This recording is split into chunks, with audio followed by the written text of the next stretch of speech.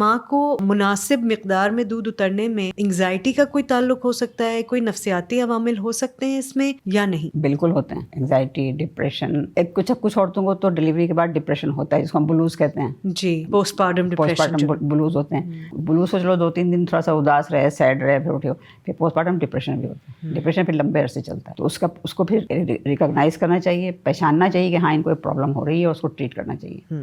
اور اس میں supportive family, supportive husband کا بہت بڑا رول ہے. اگر ہسبینڈ کی طرف سے ٹینشن مل رہی ہے یا فیملی کی طرف سے ٹینشن مل رہی ہے تو وہ تو اس کا اگر دودھ کم ہو جائے تو میں اس کو قصوروار نہیں ٹھہرا سکتی. گھر کا ماحول ایسا رکھنا چاہیے کہ اس کا ریسٹنگ پیریڈ بھی ہو، بچے کے ساتھ انجوائے بھی کرے، غذائیت پوری ہو، کھانا پورا ملے، جو آرام اس کو چاہیے، درکار ہے وہ اس کو پورا ملے. اب بعض بچے بہت دیر تک سک کرتے رہتے ہیں، تو اب اگر ماں کو جلدی پڑی ہوئی ہے کہ مجھے شوہر بلا رہا ہے یا ساس بلا رہی ہے، وہ تنگ آ جاتی ہے کہ بچہ اس کا پیٹ ہی نہیں بھر رہا ہے، سک کیا جا رہا ہے. بعض بچے جلدی سک کر کے اپنا پیٹ بھر لیتے ہیں.